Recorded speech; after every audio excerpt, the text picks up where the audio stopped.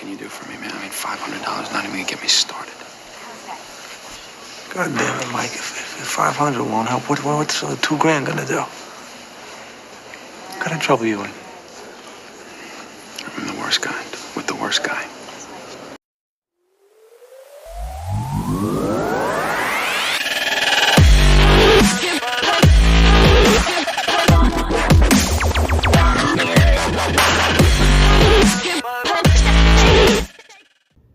Welcome to Kyle Anthony's UFC betting show. I am Kyle Anthony, and welcome to the podcast. Welcome to the prediction show for UFC on ESPN 3. Francis Ngannou versus Junior Dos Santos. We're going to talk about two free plays in this card. An exciting card overall. It's not a pay-per-view, but the two plays that I'm going to be talking about today, I do like, and very interesting to talk about this main event. That will be a big play for me on this card, so we're going to talk about that. And before we do not forget to subscribe, like, head kick the bell icon, get involved in the channel. Always appreciate everybody who comments down below. We do a prediction show every Thursday of every event, and also as well as a bet review show every Sunday. For the most part, didn't do one last week, got a little crazy, wasn't able to do it, got a little busy, but every Sunday we do put out our bet review show. So we will now get into the free play. Now, the main free play of the evening for me is Francis Ngannou versus Junior Dos Santos. This is a great fight. I mean, if you're not excited about this fight, I don't know, there's something wrong with you, because this fight has definitely got, two guys that are, you got Junior Dos Santos on one side, who's past champion, a legend in the sport. You've got the hype train in Francis Ngannou, who was on a collision course for a title and got derailed. So we're going to talk all about that. First, we're going to talk about is the line. Now, you've got Junior Dos Santos as the underdog, plus 196 currently. And then you've got Francis Ngannou, who is minus 240. Ngannou is 13-3, and Dos Santos is 21-5. So let's first talk about the past champion in Junior Dos Santos. Now, Dos Santos, past champion, all these great things. He's got outstanding boxing, good footwork. He's done a lot of great things in his mixed martial arts career. But going back on his last three fights, and I always like doing that. I always like going back, taking a look at things that I could take away. Again, we're not going to be blurting out a bunch of statistics, but we're looking at what we can take from each fight and how that's going to translate into this next fight and possibly expose a weakness in the other opponent. So what we're looking at here, 3 fights ago, he fought... was it 3 fights ago? No, I'm sorry, 4 fights ago. He fought Stipe Miocic. Now, Stipe, at the time, killing everybody, big power. Stipe is arguably, they still say, maybe one of the best heavyweights of all time. The highlight reel that he had, knocking out 5 guys in a row, all past champions, and all these amazing things that he did. And he ended up even beating Francis Ngannou. We're going to talk about that in a minute. But he ended up beating Junior Dos Santos in the first round. And in that fight, I think something that was a big takeaway, and you're going to hear me say this a lot in this, is the pressure. That's always been something that Junior Dos Santos has definitely struggled with. He's a forward movement kind of guy. He's also the kind of guy that if you stay in the pocket with him, he doesn't mind it. He's going to work his jab. He's got fast hand speed, very fast. So there's a lot of great things that he's able to do. But in that fight there, Stipe moved forward. Stipe put the pressure on, and that is a weakness in his game. His back foot, he's not good off of his back foot. So here Stipe was able to put the pressure on and was able to finish Dos Santos in the first round. Now the fight after that was against Blagoy Ivanov. Now if you've paid attention to this channel, I think this guy is a bum, but he keeps winning somehow. Ivanov, this was his debut against Dos Santos, and in this fight here, Ivanov is slow, doesn't have much movement at all, and this was after also Dos Santos had time off. So, he's slow, doesn't have much movement, very basic. Ivanov doesn't really do much. And that whole fight, Ivanov basically stood at the exact distance, and I did actually bet Dos Santos in this fight. He stayed at the exact distance that Dos Santos wanted. I mean, he was able to pick him apart from the outside. Ivanov didn't really move around very much. It was a very easy one-sided victory for Dos Santos in that fight. Got the easy win. Now, the next fight, I think, is something also to take away from against his fight against Tai Tuivasa. Now, Tuivasa, I was on his, I was singing his prayers a little bit. I thought that he was the kind of guy that was going to really start to move up. Very athletic for the heavyweight division. Was the kind of guy that, you would think could do a lot, overall. Technically he's not all there. But in this fight against Dos Santos, that first round I thought was very interesting. And the reason being is that, again, it was the same thing that happened with that Stipe did, and Tuivasa did it as well. So, and the big thing that in this fight was Tuivasa was going to move forward. Tuivasa was going to look to get in the clinch. He was going to look to bring the fight to him a little bit. He knew that he couldn't stand outside and box with Dos Santos. And in that first round, Tuivasa looked good. I mean, Tuivasa was landing shots, and he ended up working that front leg kick, was really damaging Dos Santos, kind of keeping him in one spot.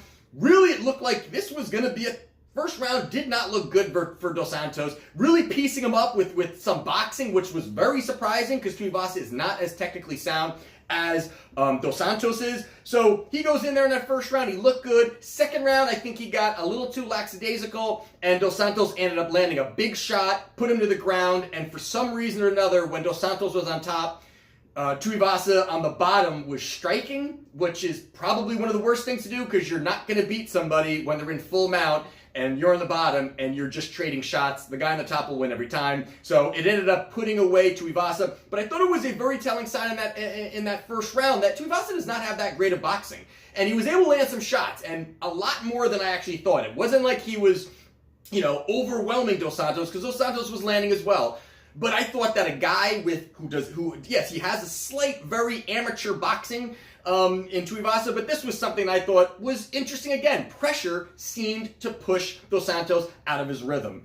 And then the last fight, his most recent fight, was against Derek Lewis, and even the Derek Lewis fight, it was kind of a weird fight. The way it all worked out, and this was another fight that I did bet Dos Santos on. Landed a big shot, and Derek Lewis was hurt, and then he looked like maybe he wasn't hurt. He was kind of playing possum a little bit. Was he hurt? Was he not? Dos Santos ends up putting him away in the second round. So looking back at those four fights, the pressure I thought was very telling overall. Just looking at what was happening in the last few fights, and when guys that gave him space, like Derek Lewis, gave him space, he was able to land, be comfortable, work from the outside, use his footwork. Against Blagoy Ivanov, same thing. Shorter, slower guy, was able to go outside, work his combinations, be comfortable, work his angles, and that was something consistently he did. Stipe pressure and Tuivasa pressure, you saw a little bit of some issues there.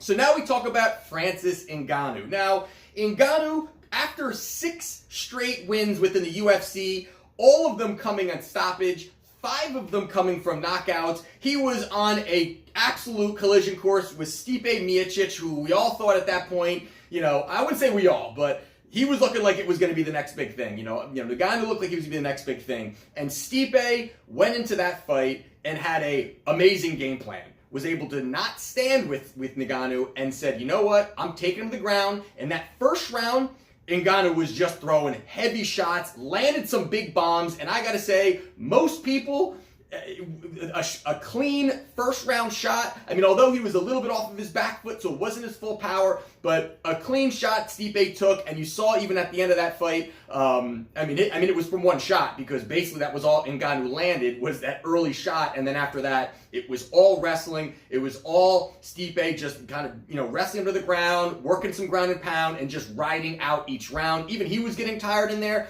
but that was the big thing now on Ngannou's side is, can he wrestle? Can he defend the takedowns? Can he work his way out of that position if he ends up getting back in that position? So I thought that was definitely interesting on that side too, that it was, you really saw and exposed the fact that Ngannou does not have that ground game. So Stipe ends up beating him there in a decision in his first title fight. Then the fight after that, which was one of the worst fights possible against Derek Lewis. That was a fight that, I don't even know, they threw a handful of punches, they danced around. Ngannou was really rattled because he was scared of being taken down again, and everything looked like it was going to fall apart. Derek Lewis wins a very ugly decision victory, and that was where people were really, counting him out. People were really starting to count out Ngannou. And then his fight against Curtis Blades, which this was a fight I did bet Ngannou as well. And this was a fight here where you're taking a look at what Ngannou was going to do, and you've got a guy who's a wrestler, who's an elite wrestler in Curtis Blades, and what could happen there is this, Ngannou wanted that. Ngannou even said, I'll take a wrestler on. At least I like the fact that there was confidence behind him, that he was looking, he's definitely working on his wrestling. You're never going to get to where someone like Curtis Blades is because he's basically done wrestling his entire life. So he's not going to get there, but if he's getting a little bit better, that's going to help him. And in that first round, 45 seconds into it, Ngannou lands a bomb, drops him, gets on top of Blades, and ends up finishing the fight in that first round. And that's that Ngannou that, is he back? Was he back? There's not a lot to take away from a fight like that because it's so quick. But if you do it a lot, it starts to be the trend. And the next fight against Cain Velasquez, which was another fight that I did bet Ngannou on, he was a plus 170. And this was another fight. Cain Velasquez being out for a long time and all of these things were going on. He goes in there in that first round and ends up finishing and knocking out Cain Velasquez in 26 seconds. So with that all being said, and I'm also kind of throwing out some of my thought process and where I'm kind of, heading towards in my bet as I go through these. And when you take a look at that, the big thing, obviously, on each side, the question is the wrestling, what's going to be happening, if the fight goes to the ground and Ngannou goes to the ground, can he get up? And then the other side is Junior Dos Santos. What if the pressure's there? What happens if the pressure's there? Can he handle it? Now, when you take a look at the way these guys fight, like I said, Dos Santos wants that space. Ngannou wants the pressure. Ngannou wants to look to engage. He's not looking to really, he'll stand outside. He's not scared to kind of move around a little bit, but he's going to walk you down. And if that's the way that this fight goes, although Dos Santos has the hand speed, I think the hand speed of Ngannou is so underrated because everybody talks about his knockout power and how powerful he is, and one of the hardest punchers ever recorded with the punching machine. I mean, Ngannou has a lot of great things going on for him, but that's going to be the forward movement for Ngannou. I think is going to be so detrimental to this fight. It's going to be just such the downturn for Junior Dos Santos. And you take a look at the fact that, yes, they're both 6'4", but also Ngannou having the 6-inch reach advantage is enormous for a guy that's going to walk you down. He's going to be moving forward. He's going to be able to, land the shots and use his range. And I think early on that Dos Santos is going to look, and I believe his strategy is take this fight to deep water. Ngannou's knocking people out in the first minute of fights consistently. In some of these fights that he's won, he's knocked guys out. I think Junior Dos Santos is going to look to be patient, and I think that's actually not a good thing. I think obviously you can't stand toe to toe with Ngannou. They both have power. I'm going to give the power obviously to Ngannou, but when you take a look at if they're going to go deep, Ngannou's that means that Dos Santos is gonna be having to backpedal most of the first round or two or whatever. If he's just looking to, of course he's not gonna turtle up, but if he's looking to just take it to deep water and he's not gonna look to full engage, that's gonna be where Ngannou's gonna get some opportunity. So if you look to take him to deep water, I still like Ngannou, and even if they're looking to just stand and brawl early in this fight, I like Ngannou. The price tag is, I think, a little high. I would have really preferred it at a minus 200, but even at 240, it is a little high for me. But I like Francis Ngannou here. I think he gets the job done. I think he's going to do it in impressive fashion. I think this is going to really catapult him. He's going to look for another title shot. I think there's been rumbles of Ngannou versus Daniel Cormier, although Cormier and John Jones and all these other things that he's setting up, and now he's fighting Stipe again. All these things are happening, but what a fight that would be is if it was Ngannou versus DC. But I like Ngannou here. He gets the job done. I think he does it in impressive fashion. So as a free play, I am going Francis Ngannou. I do have a sizable bet on this fight here. I laid up a little bit more. Think he gets the job done. So we will find out in the main event of that fight. Now, the next one we're going to talk about is Demian Maia versus Anthony Martin. Now, I'm not going to dive into this one too much, but, I understand a lot of people, you start talking about ages, you start talking about that, and you've got Demian Maia who's 41, and you've got Smith who's 10 years older, 10 years younger than him, or, that's going to be a big thing. But also experience plays such a big role in this sport. And of course, yes, if you're on the downturn, you're on the downturn. but I don't really give Maia the full downturn. Now you've got Anthony Martin, who is plus 150, and then you've got Maia, who is minus 184. Maia is 26-9. Martin is 15-4. So taking a look, I mean, I'm not going to run down Martin really. Who he beat. He ended up, LaFleur. He ended up beating LaFleur. It was a TKO in the third round. He beat Jake Matthews, won their submission in the third round. The Sergio fight was an interesting fight.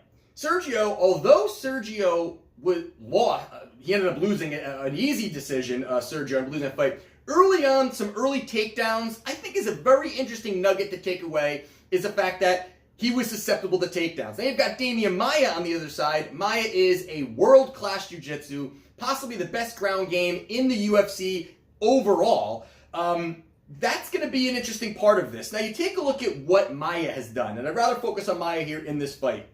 Now, 4 fights ago, he fought Tyron Woodley, and he ended up losing to Tyron Woodley in a decision victory. It was pretty one-sided there. Tyron looked amazing in that fight, able to defend takedowns, was able to push him away, kept him on the outside. A very boring fight, but kept him from the outside, jabbed his way to a decision victory. I think that was the fight that was the least strikes in a title fight, or least strikes in a whatever that was. But it was a very one-sided fight for Tyron Woodley. And then after that, he fought Colby Covington. Colby Covington, another decision loss for Demian Maia. It was one-sided again. Maia didn't look very good, couldn't get Colby Covington down, and he ended up losing that fight. And then the fight after that was against Kamaru Usman, who is the current champion at welterweight, and he could not get Usman down. He tried to get him getting inside. Another kind of not very exciting fight, but when Maia just keeps diving for takedowns and they're just defending it, there's only so much they can really do. But Usman looked good in that fight, was able to get decision victory. And then most recently, on my 40th birthday, when we were in at the casinos at dinner, and I bet Demian Maia to defeat Lyman Good. It was a nice victory, a very quick victory, as my best bet on my 40th birthday. Lyman Good was wrecking people. He's a specimen. He's a big guy. And, Maia goes out there, gets in close.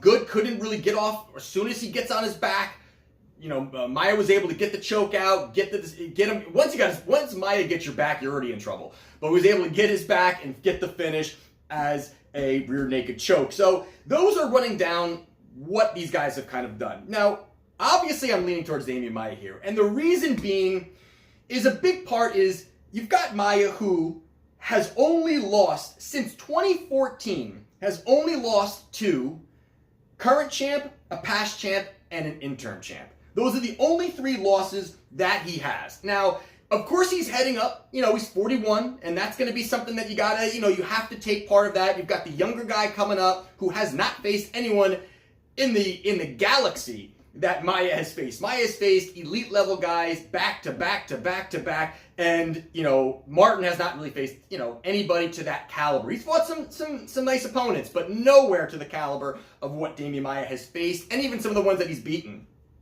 So that you take that in consideration, and you've got Tyron Woodley, Colby Covington, and Kamaru Usman are all, again, current, past, and current interim champion. All 3 of those guys. So that is impressive. If you're going to lose to anybody, you lose to a bunch of champions. You can't knock them. And you take a look at Anthony Martin. Anthony Martin is nowhere near that level of a fighter. So you take that into consideration. You all take into consideration the fact that Demian Maia has a durable chin. I love the fact he's got a durable chin. So when he gets in close, that's going to help him as well. Also, you take into the fact that Demian Maia averages 2.5 takedowns per fight.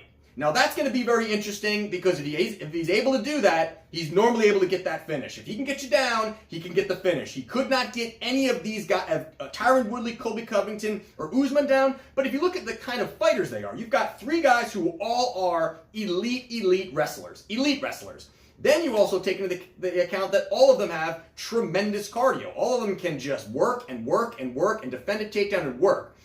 And they also mix in, all of them are pretty much the same, where they've got good striking. So they're good striking, great cardio, and elite wrestling. And they're all champions. Those are the kind of guys that Demian Maia has lost to. I still do not put Martin in that position.